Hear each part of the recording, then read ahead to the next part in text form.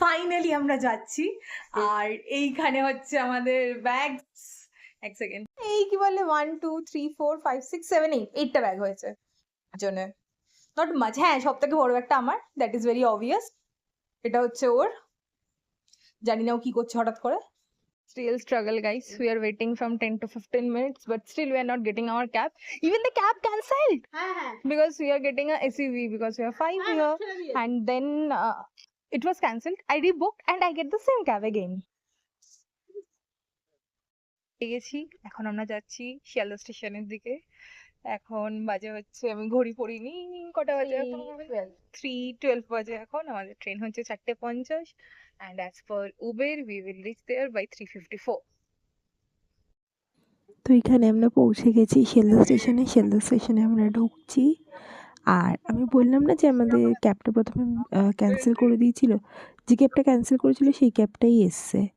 আমরা স্টেশনে গিয়ে যথারীতি কিছু ফটো তুলছি। এটা হচ্ছে ম্যান্ডেটরি স্টেশনে গিয়ে ফটো তোলা। আমাদের ট্রেনও ঢুকে গেছে অলরেডি। এই যে আমাদের ট্রেন ঢুকছে, আমি ফটোটা একদম আপনার সাথে ফেলে গেছিলাম, প্রবলেম হয়ে গেছে। আর আমরা যে কজন না, আমরা আরও অনেকে ছিলাম। সব থেকে ভালো যে জিনিসটা হয়েছে, যেটা খুব ফানি হয়েছে ব্যাপারটা, আমরা 8 জন যাচ্ছিলাম। তো আমরা সবাই রাজধানীতেই টিকিট কাটা ছিল। কিন্তু মানে যেদিন রাজধানীর টিকিটটা কাটা হয়েছিল সেদিনকে অ্যাকচুয়ালি আন্টি কেটেছিল টিকিটটা।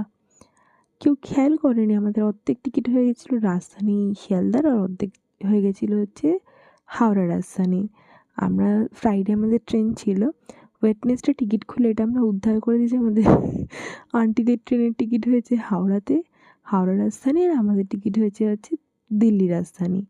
আমরা কিন্তু অ্যাকচুয়ালি কিন্তু দিল্লি ঘুরতে যাচ্ছি না। দিল্লি থেকে আমাদের জয়েন্ট ট্রেন আছে, মানে আমাদের অনেকক্ষণ বাদেই ছিল, আমাদের দিল্লিতে অনেকক্ষণ ওয়েটিং ছিল, তারপর আমাদের দিল্লি থেকে ওখানে ট্রেন ছিল। তো এখানে আমরা কন্টিনিউয়াসলি একবার আন্টিদেরকে ফোন করছি যে তোমরা কী করছো, তোমাদের ট্রেন কত দূর গেল। আমরা ফোন করছি আমাদের ট্রেন কোথায়।